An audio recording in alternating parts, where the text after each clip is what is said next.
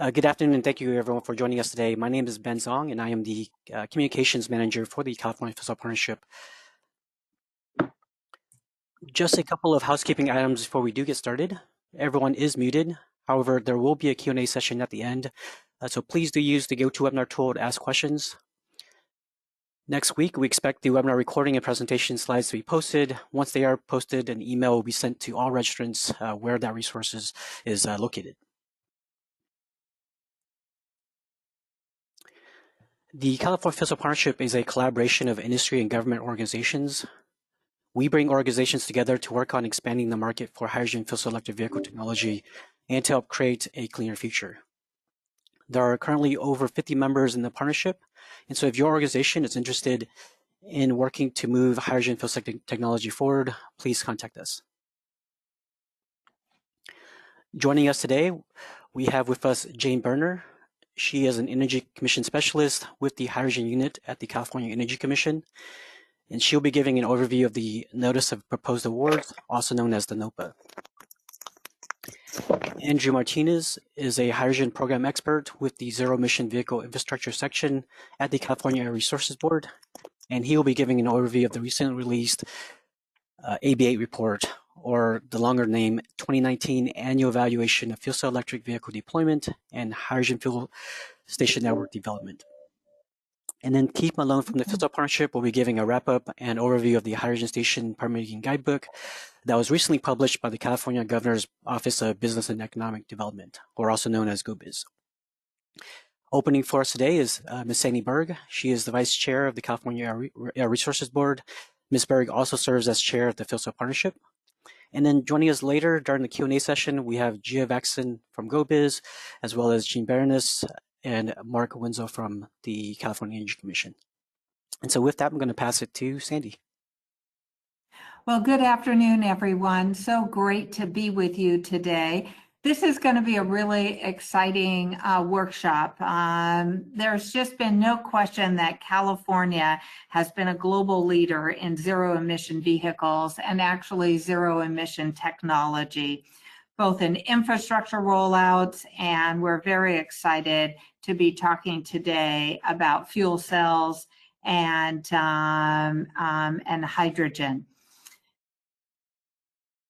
There have been 3 recent announcements that is a perfect example of exactly California's leadership and specifically how state agencies work together. And I was thinking this morning, you know, it has been such a difficult year, 2020, and besides the pandemic, which we all thought would be enough for one to handle, now with the fires and just the challenges in climate, it just seems that we have just so many challenges in front of us. And yet, even though we today are bringing to you 3 incredible projects that have been brought to fruition through this very, very difficult time.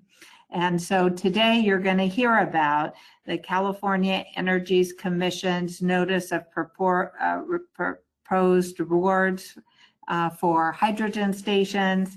We're very excited to bring to you the California Air Resource Board Annual AB8 report. And then to tie that all together, the Governor's Office of Business and Economic Development, or GoBiz, their Hydrogen Station Permitting Guidebook. So even though we have these tremendous challenges, we have reworked our workspaces, we have made ourselves aware, educated, and safe during this pandemic. We have helped those that had to cope with even more health issues, and now getting through these fires here in California. Even through all, I know each and every one of you have also been working very hard to bring about positive change as we look forward to 2021 and putting at least this pandemic behind us, hopefully sooner than later. I particularly want to thank Jane, Andrew, and Keith for the efforts that they have put into making this workshop very successful. I apologize, I won't be able to stay with you. As in with many of you, I am multitasking on two webinars today. And so I'm going to wish you a great workshop, great information, and look forward to when we get to see each other in person. So with that, Ben, back to you. Thank you, Sandy. And so next we have Jane Berner from the Energy Commission, who will be presenting on the Notice of Proposed Awards. Jane, go ahead. You can take the, I'll pass you the presenter. Okay, great. Well, thanks, Sandy, for the kind introduction, and thanks to Ben and Keith and everybody at the California Fuel Cell Partnership for inviting me to speak today. So I am just going to show my screen, hopefully, and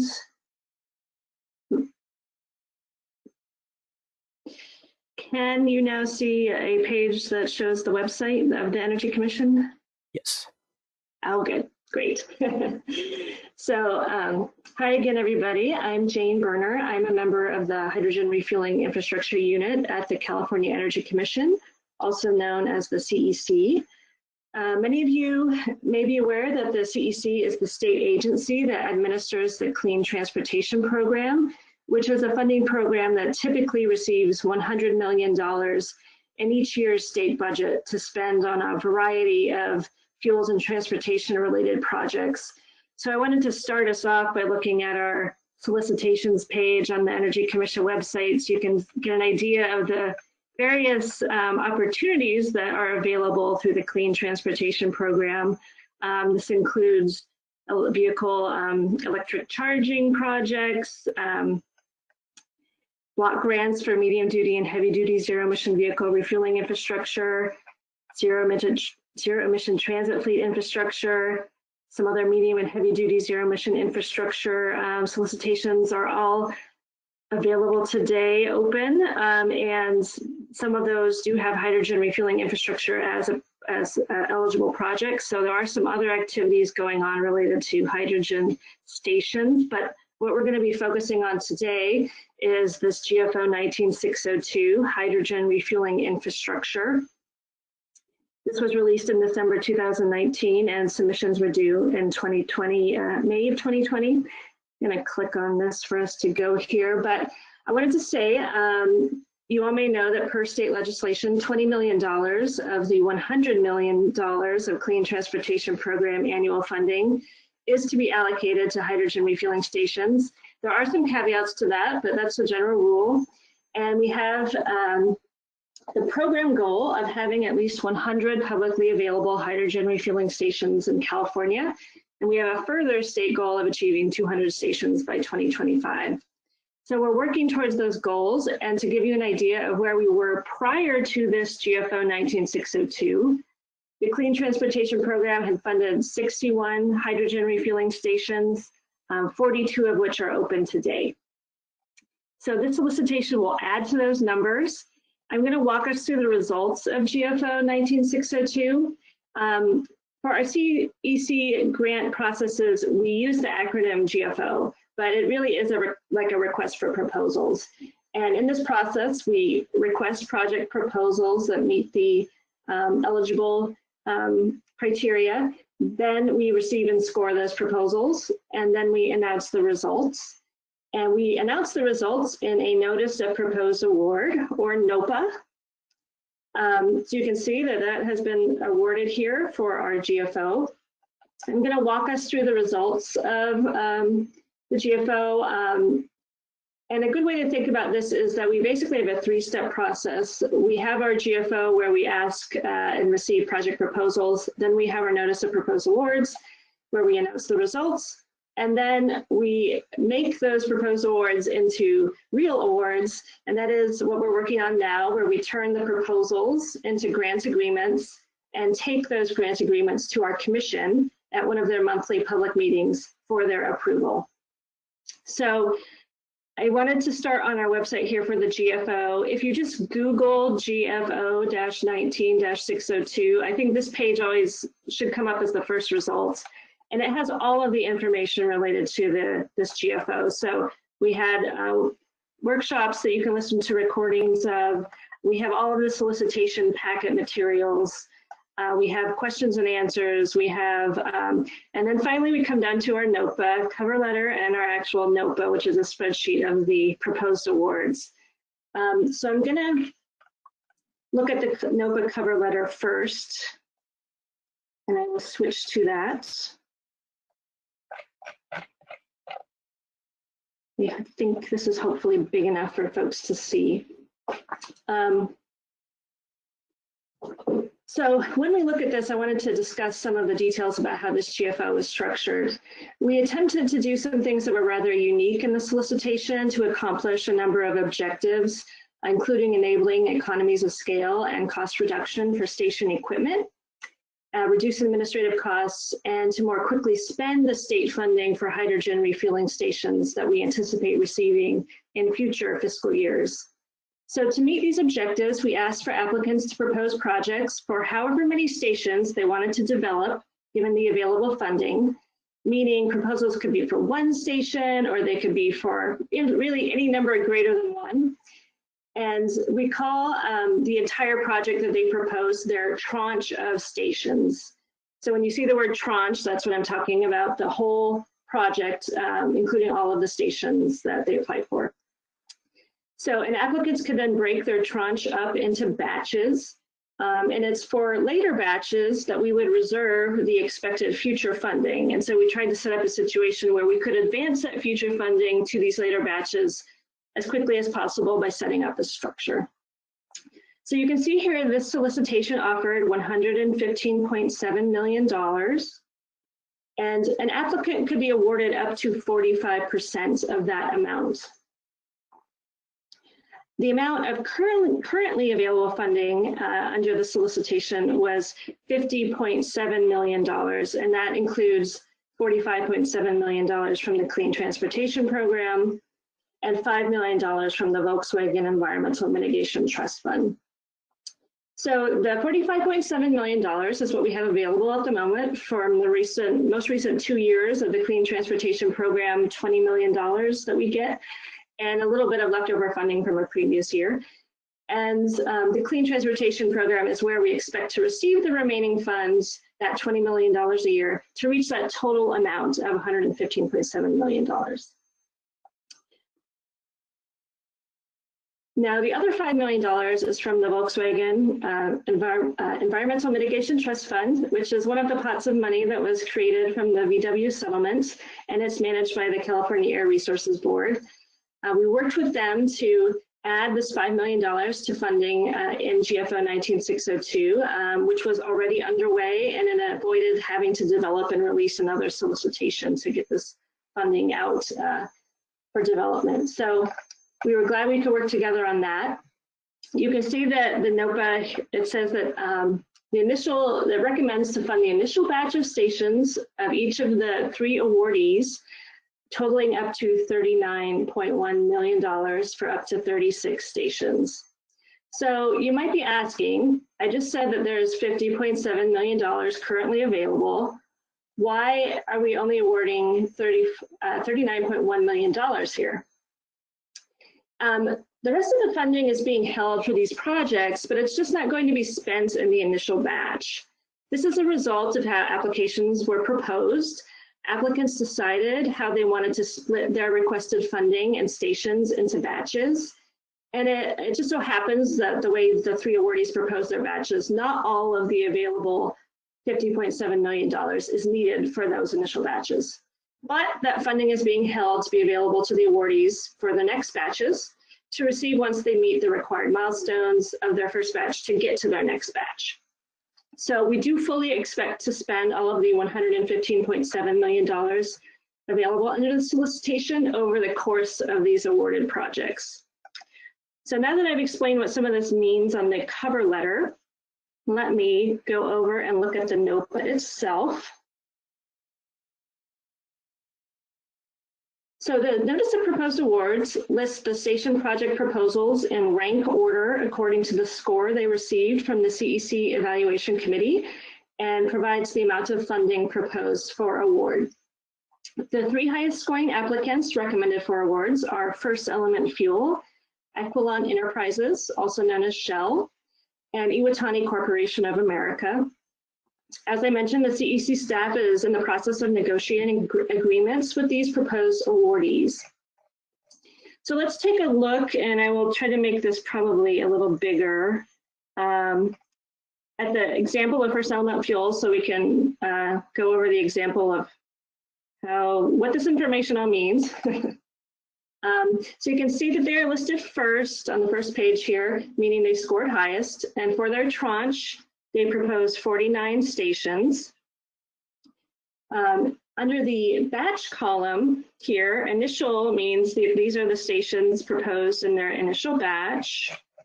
And there are 21 stations listed here for First Element. We required addresses to be submitted for all stations in the initial batch, so you can see all of the addresses here. And we required certain milestones to be met in terms of project readiness in order to have these addresses listed. So for example, applicants needed to have proof of site control. So applicants, they did not have to submit any addresses for their stations for later batches, but they could if they wanted to. And so you can see here that First Element did provide some. They had to meet the same readiness requirements as what was required for the initial batch. So they did have to have site control and some other milestones met.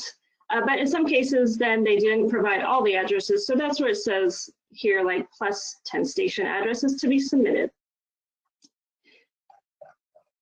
So you can see, let me go back up to where it shows the proposed award for the tranche. So here you can see the funds requested for the tranche were $64.8 million. However, you see that their proposed tranche award is $52 million. So why did they not receive their full request when they're ranked first?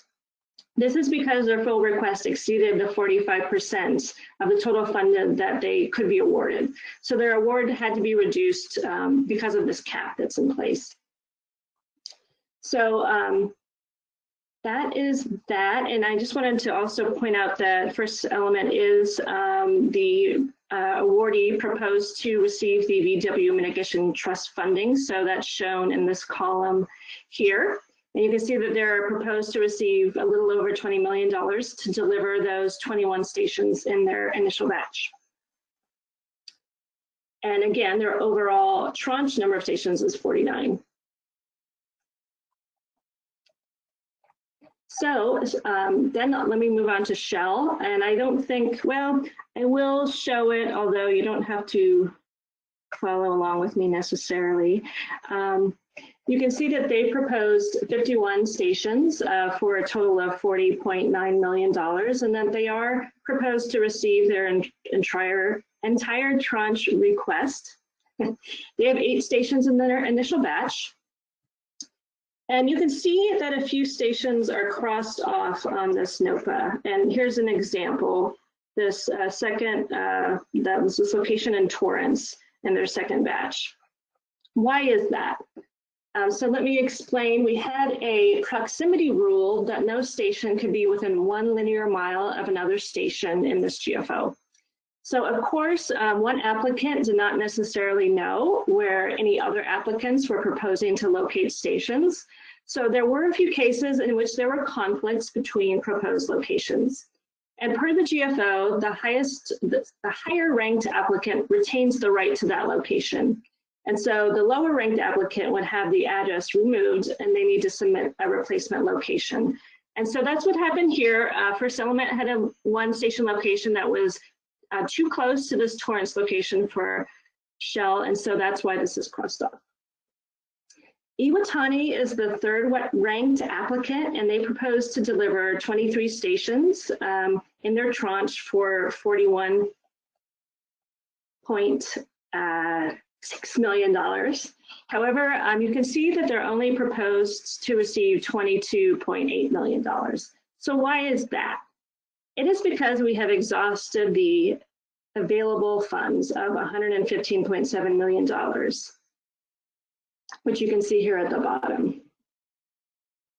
So that's the 22 million that Iwatani is getting proposed. I should say this is all proposed at this point. $22 million proposed, 41 million proposed for Shell, and $52 million proposed to First Element. And this would exhaust all of our $115.7 million.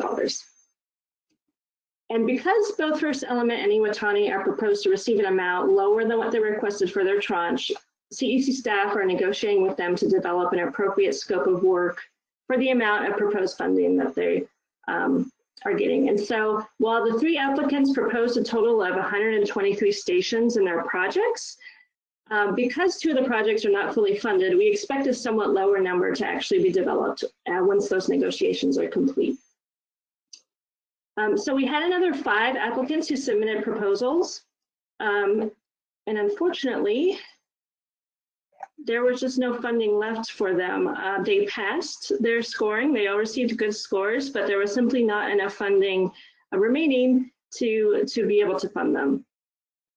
But so it shows that there was a lot of great interest in the solicitation, a lot of eligible and competent applicants who came through and proposed great projects, and it's if only we had more money.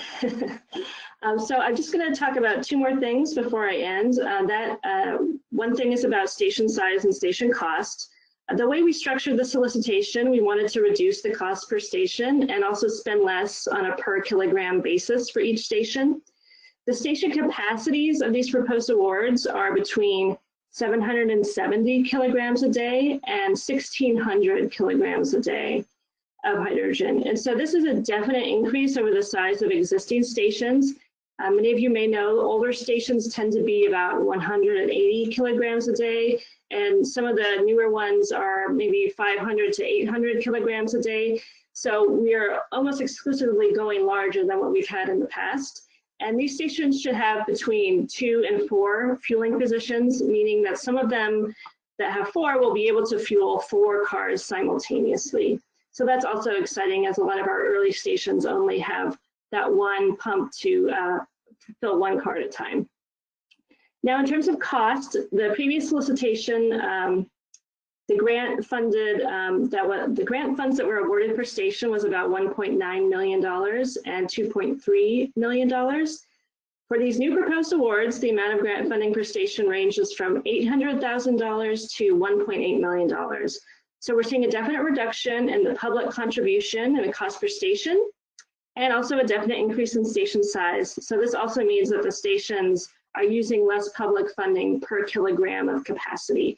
So these are all good signs, all things we wanted to accomplish. And when all is said and done, we expect the full network of stations, so the stations proposed for funding here, as well as those that have already been funded, to be able to support over 200,000 fuel cell electric vehicles in California. And so we hope that this gives fuel cell electric vehicle automakers and potential drivers, everybody, confidence that there can be a lot more vehicles supported in California, and that there will be many places available to refuel them based on the results of the solicitation. So thank you very much. I'm going to turn it back over to Ben, I think. Thanks, Jane. And again, for those that are attending, if you have any questions, please use the questions feature. We will address those questions at the end of the webinar.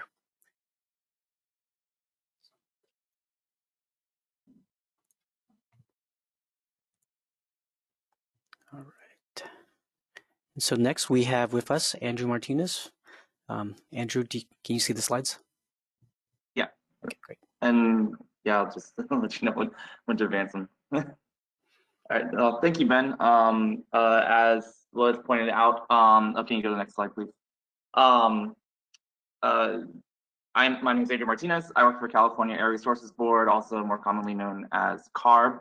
I am within the ZEV infrastructure section and focus my activities on light-duty hydrogen fueling stations, especially with respect to this AB8 program, and coordinating with the Energy Commission on where stations need to go, the progress of stations throughout the state, and projections for vehicles and the deployment of vehicles today.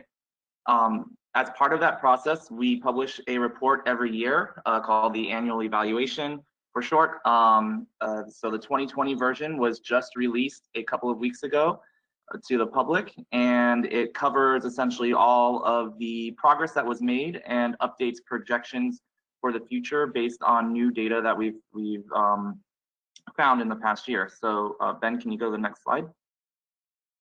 With each of these reports, we typically have a number of findings. It's usually slightly less than 10 findings that we cover. Our first one usually is an update on the status of the hydrogen fueling station network in California. As you heard earlier, we currently have 42 open retail stations. There has been a mix of growth and contraction in the network. This map does show where all the newly open stations are. Most of them have been in the Northern California area in the past year, but we have also lost a couple of stations. For example, we did lose the West LA station earlier in the year as well. However, we do now have 42. It was overall a growth over the past year. Ben, can you go to the next slide, please? And in addition to the 42 open retail stations, we do have 3 in a category that we call temporary non-operational.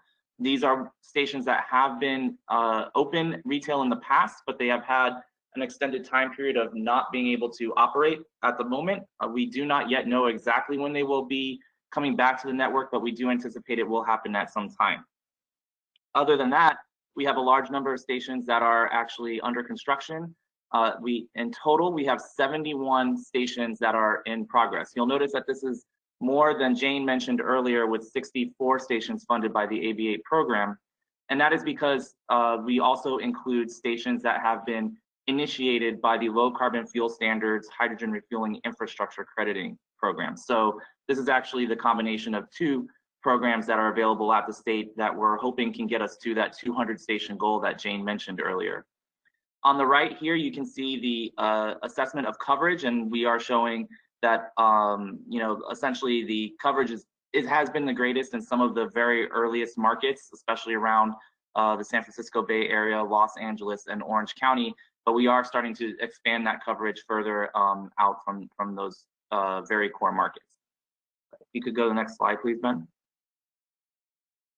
As we look towards the future, we do expect that all 71 stations will be open by 2022. I'm going to mention here that all of this data are as of essentially April to June of this year. So you may hear updated numbers throughout the rest of the year compared to this. This is always a moving target, trying to project out when stations will be complete, when those stations that are under construction will be actually open. But we expect that we could have up to 58 open retail by the end of this year. However, due to possible delays from COVID and conversation with station developers and operators, we do estimate that up to 8 of those stations might slip into 2021. So our estimate is actually between 50 and 58 stations should be open retail by the end of this year. We'll get the majority of the currently under development stations complete by the end of 2021, and have a few still left for 2022.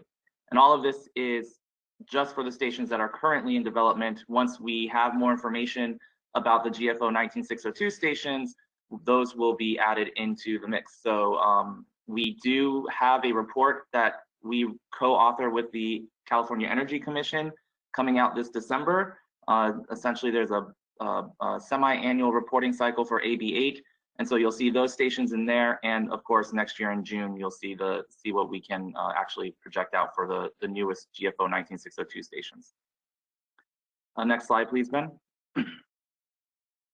In addition to stations, we do make projections on fuel cell vehicle deployment. The data that we receive comes in 2 forms. One is registration data per the Department of Motor Vehicles. And so every year we report out in April what that number of registered vehicles was on the road. This year was 7,172. We do perform some analysis of the data, so we do not include any vehicles that are registered to out-of-state zip codes. We do not include vehicles that do not seem to have an active registration status, etc. So This number tends to be a little bit smaller than what you see from other sources like the California Fuel Cell Partnership, which provides information more akin to sales and total sales. Beyond the currently registered vehicles, we also perform a survey every year that is distributed to the auto manufacturers. The auto manufacturers are required to report back with their projected zero-emission vehicle sales for the next 3 model years. And we also ask them to optionally provide that same data for the 3 model years after that. So this figure shows in the triangles the DMV registration data, in the blue shaded area and the diamond, that mandatory period estimate. So our current estimate is that by the end of 2023, there will be 27,000 fuel cell vehicles on the road. These are all light duty vehicles. And by the end of 2026, as shown for the optional period, that would be just under 49,000 fuel cell electric vehicles. Now, this does represent a shift of 1 year backwards from what we had reported last year.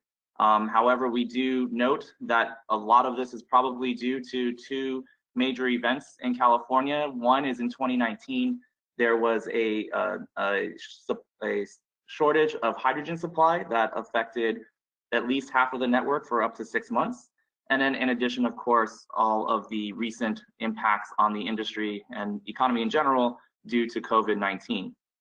Even though the deployments have shifted back 1 year, we are actually still seeing the same rate of acceleration once that acceleration kicks off.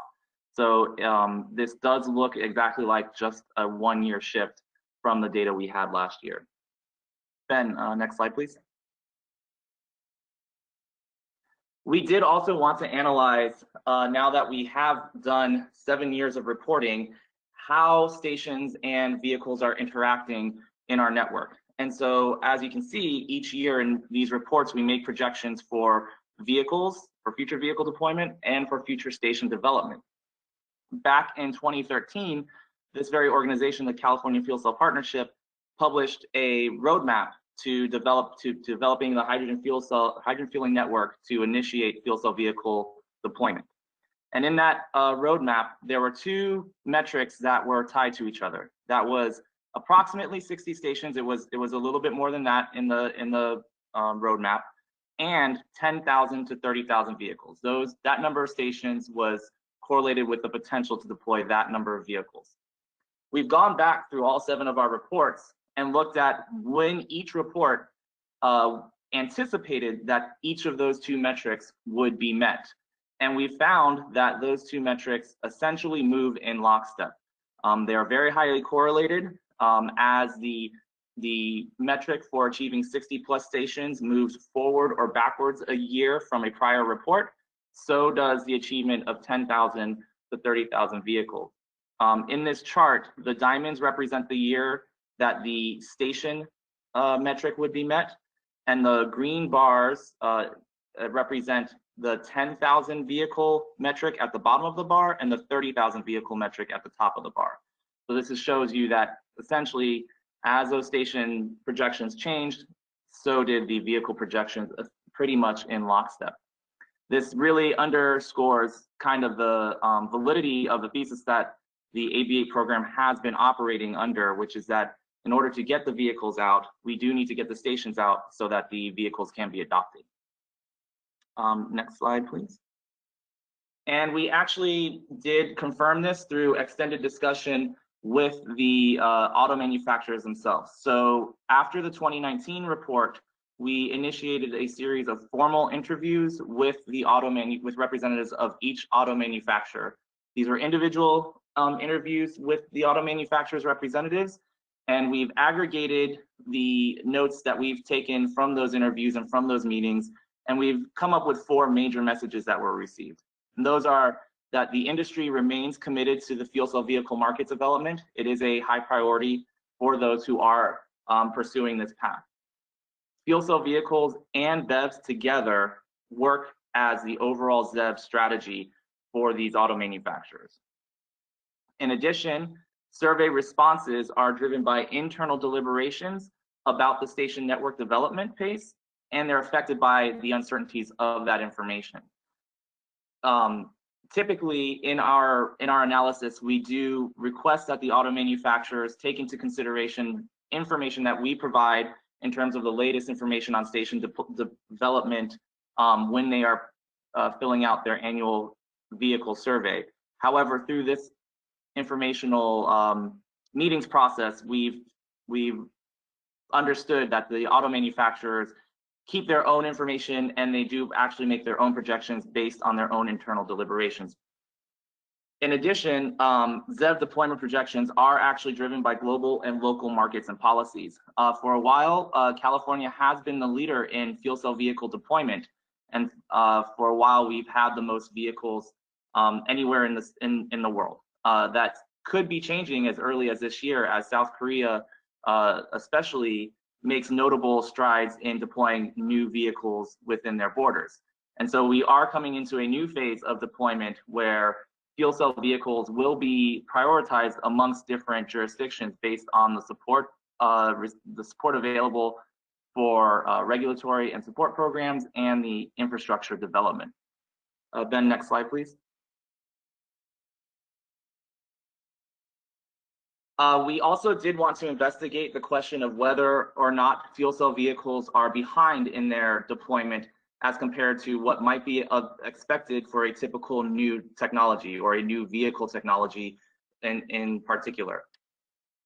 And we performed this analysis by comparing fuel cell vehicle deployments to date to the BEV deployments in earlier years. And what we've essentially done is we've looked at the shift in BEV sales that would best match the fuel cell vehicle deployments to date.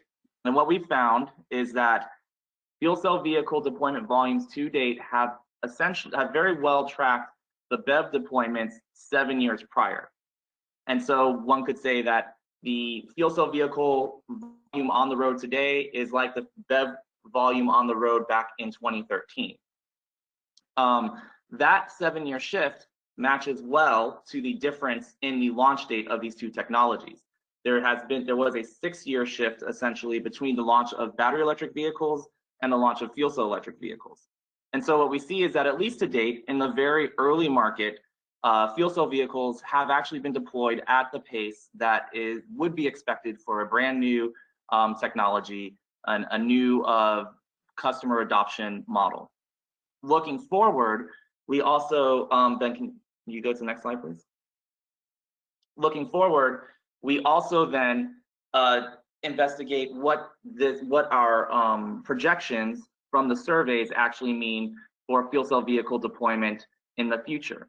And we do not find, of course, that those fuel cell vehicle volumes are the same as the BEV volumes, the battery electric vehicle volumes.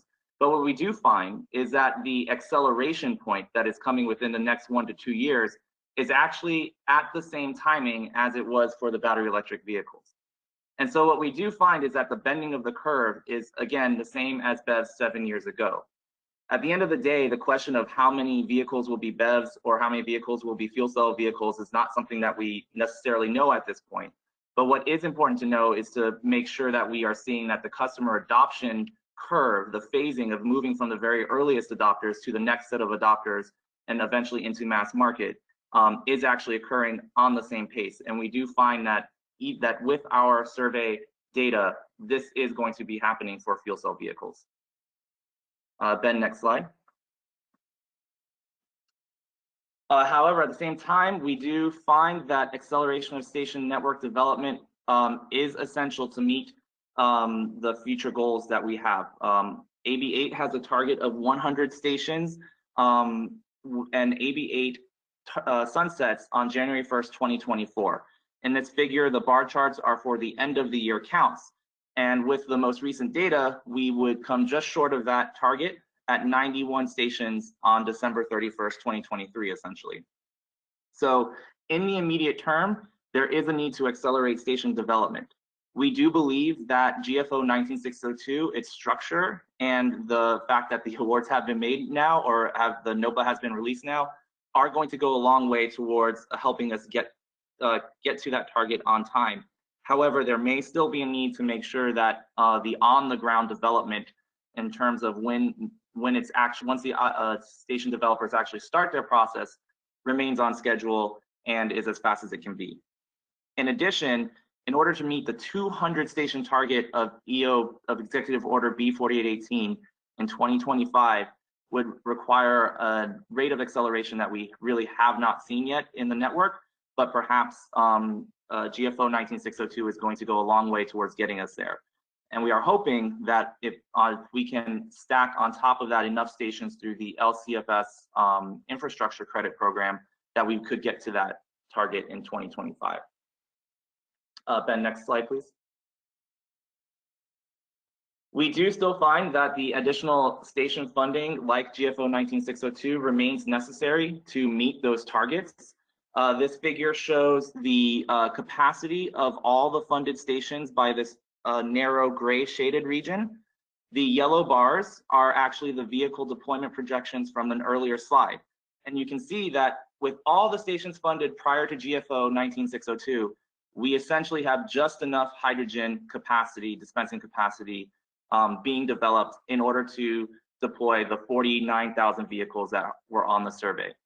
This also does imply that 49,000 vehicles is essentially all we could have gotten on the survey, because it exactly matches the capacity of the funded network. The red shaded area is a projection of potential future network capacity growth based on achieving 100 stations at the end of 2023, 200 stations or more at the end of 2025, and eventually getting to a target of 1,000 stations in 2030 per the California Fuel Cell Partnership's Revolution document. And as we can see, there's a long way to go to get to those capacities. So we definitely need to continue to fund these stations as much as we are capable of doing so right now through the ABA program. Ben, next slide, please. And finally, the last point that I will be discussing today is the implementation of renewable energy in our hydrogen fueling network. We continue to exceed the requirements of SB 1505, which requires at least 33% of hydrogen sold in California to be sourced from renewable energy resources. Two major portions of this are the requirements for the LCFS infrastructure credits, as well as the requirements that were put into place for GFO 19602. Both of those require participating stations to have at least 40% of their hydrogen be sourced from renewable resources. So we do believe that going forward, all the stations that of course come through GFO 19602 will be at least 40% renewable, and we do anticipate that most stations that will be developed in California will participate in the HRI program and therefore maintain that 40% minimum performance going forward.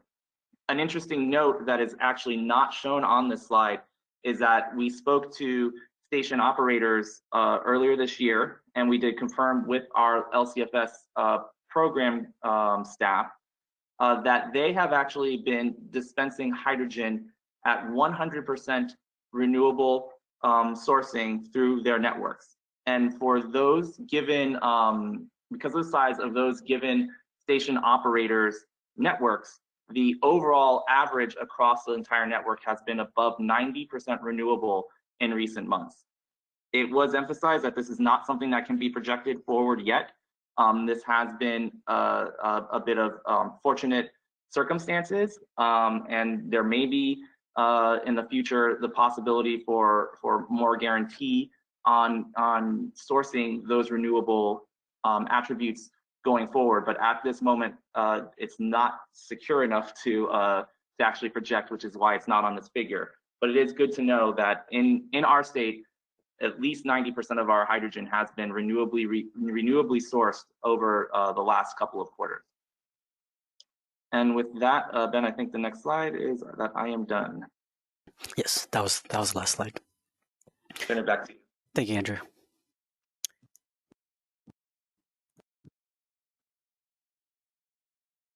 So next we have up is Keith Malone with the Fuel Cell Partnership. Keith? Ben, so I'm going to try and keep this short so we can get to the questions as quickly as possible. The third document we wanted to share with you is the 2020 Hydrogen Station permitting guide out of the Governor's Office of Business and Economic Development, or GoBiz. And they produced one in 2015, and this is the first update since then. And this really is an attempt to give local jurisdictions, to give station developers and others a foundational understanding of what it takes to open a hydrogen station in California. We'd like to spend more time on it, but obviously we're dealing with some very important documents overall. I do want to point out that next week, GoBiz and the Southern California Association of Governments are hosting a webinar about the guidebook. The event is listed on our webpage under the events section. That'll give you a link to register. And it's important to understand, and actually, Ben, I want to go to the next slide as we kind of wrap this up. The guidebook, and first off, the guidebook and all the documents we've mentioned today are on our website in our resources database. So you'll go to the resources tab, click on it, and then click again on resources. And most of you probably already know, we load that with documents that the staff uses at the partnership, that we think we're going to need down the road and we think others would benefit from as well. So you can access all of these quite easily.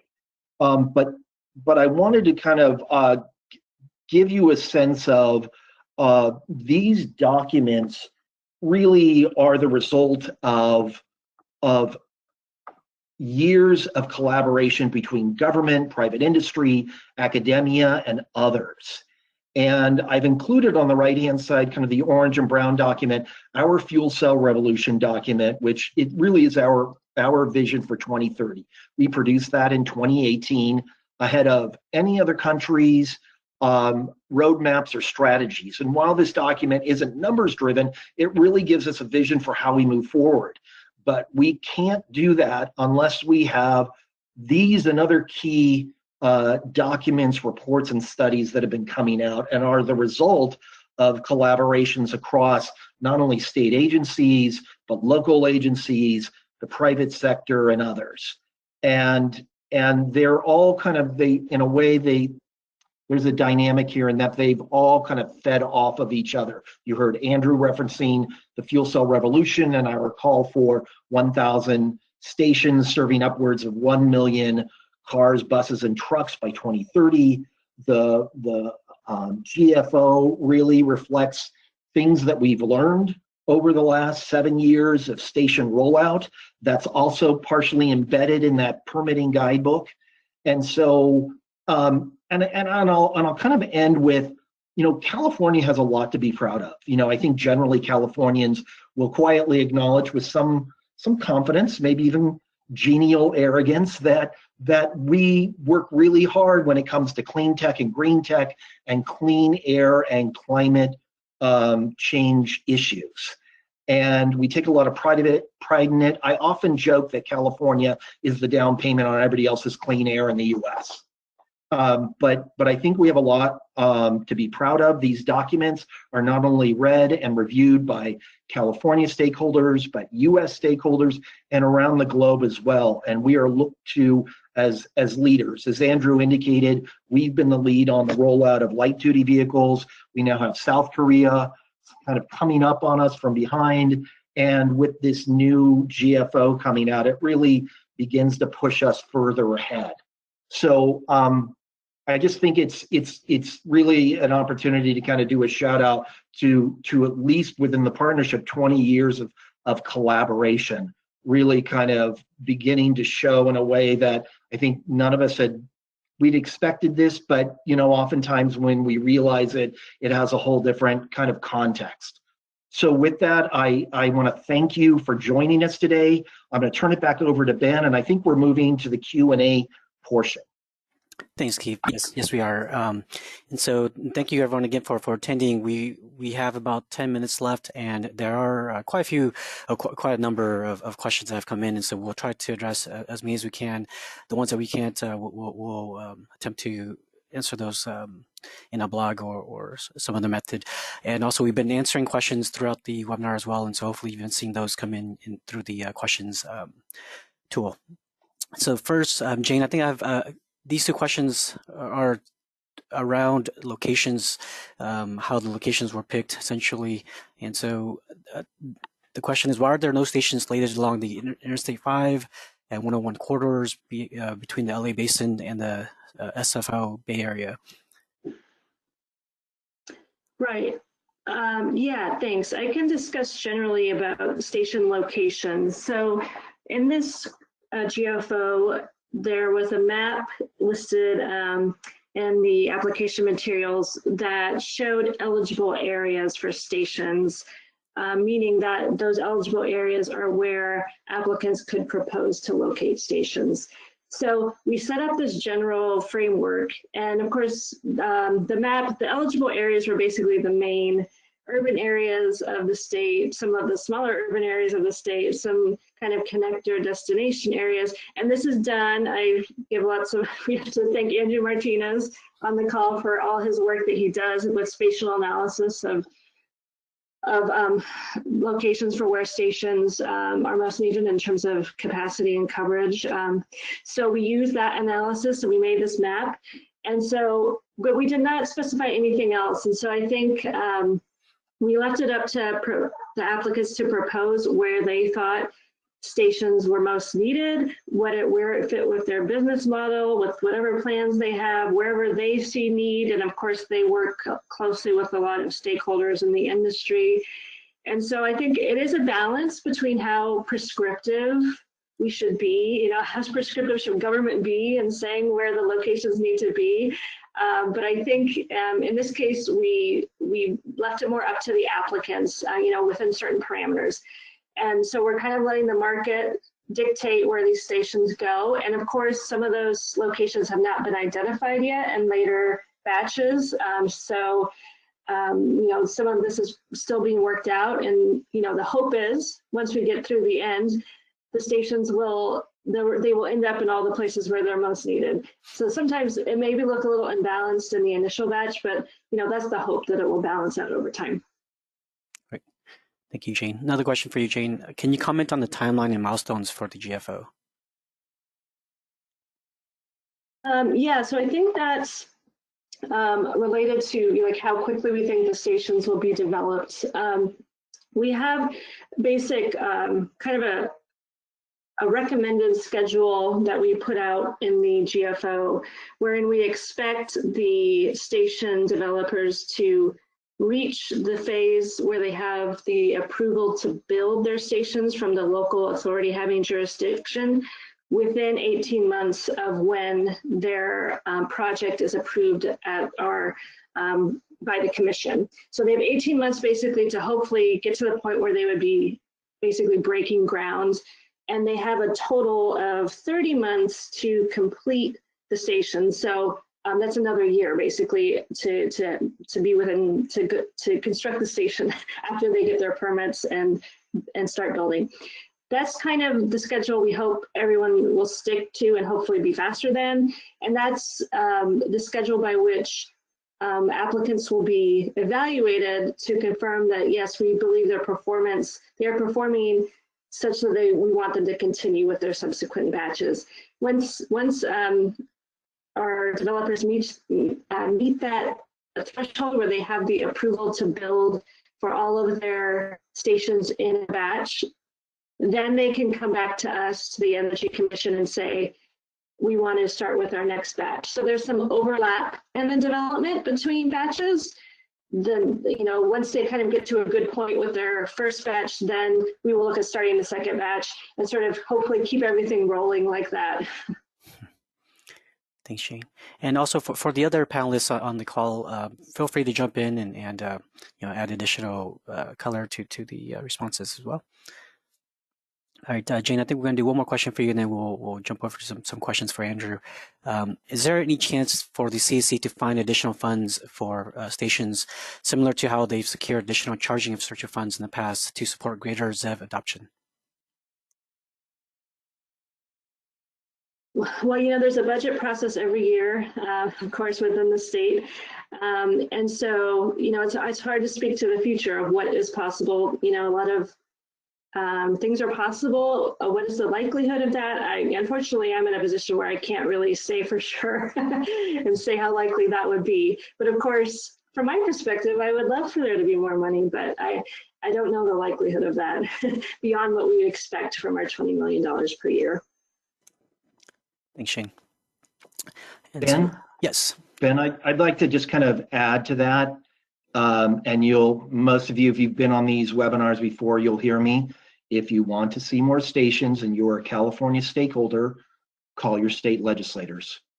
And if you have trouble finding who they are, you're more than welcome to reach out to me and I can assist you in identifying them. Thanks. Thank you, Keith. All right, Andrew, in your professional opinion, what's the biggest driver for fossil vehicle adoption? The ZEV regulation requirements, consumer interest, number of stations? The answer is all of the above, really. Clearly, having a ZEV mandate in California has benefited both battery electric vehicles and fuel cell electric vehicles, possibly greater than most other regions, or at least more than other regions that don't have a ZEV particular requirement. So that's been a key part of it. I think, as I mentioned earlier, we've been operating for at least 7 years on kind of this thesis that sometimes does get a bit of criticism of, oh, if you build it, they will come. But I think what we are showing with respect to stations, and I think what we're showing through this program is that that actually is panning out. I showed some data earlier about how our survey responses and how our projections for stations and vehicles move in lockstep, and that's one way of seeing how that happens. But we've also, I think an even stronger indicator comes through the December joint agency staff reports, where we have been showing over the course of this program that the utilization of the stations grows at a faster rate than the capacity growth of that we're actually being able to put out there. So the rate of new stations opening and new capacity coming onto the network is outpaced by the rate of utilization, which then means there's more vehicles coming out faster than we can build the stations, really. And I think that's a stronger testament to the success of this strategy, and where it's going, at least for now, for getting us getting this industry started and getting this kind of market initiated in the state. So and then of course, we have actually previously analyzed responses from the Clean Vehicle Rebate Project, which surveys those who actually adopt these vehicles, any of the ZEV vehicles, and the motivations that those who adopt fuel cell vehicles provide are similar to the same things as BEV. So their top one is environmental reasons, and then there are actually those who see monetary savings possible with the vehicle. So I think it's consumers, it's the ZEV reg, it's stations, it's all of it together. Thanks, Andrew. So let's see. So here's the next question. With their experiences and insights into these documents and work, do the speakers believe we would see greater ZEV adoption if more infrastructure were to become available? So Andrew, maybe you could start off with that one. Yeah, I mean, I think at least in this initial stage, yes, if we have more stations, we're going to get more vehicles. And the faster we're able to get those stations out, the more, really it's a bit more about the more certainty we have in being able to get those vehicles out, the more certainty that companies will be able to, go ahead and invest the big dollars in the advertisements, et cetera. So, getting these stations out there really right now is kind of job number one. I will say we've learned, obviously, especially since 2019, we also need to keep a very strong eye on hydrogen production and hydrogen sourcing capacity. The program is built around the dispensing capacity, but we really need to make sure that production capacity is also there. Thank you, Andrew. And so we are over time, and I know there are several dozen more questions on our list here. I do want to open up for the panelists to add any final comments before we close up. And again, we will touch on these questions and send out all of the materials once they are posted. And so if you did register, you will receive an email from us next week to those documents. But with that, again, Andrew, any closing comments? I just want to thank the rest of my panelists today for all the information that they provided. Yeah. Thank you, Andrew. And Jane, any closing comments? No, just thank you as well. And I'm glad that so many folks are interested in this. Yeah, thanks for your time today. Thank you. And Keith, any closing comments? Nope, just thanks everyone for attending. We really appreciate it.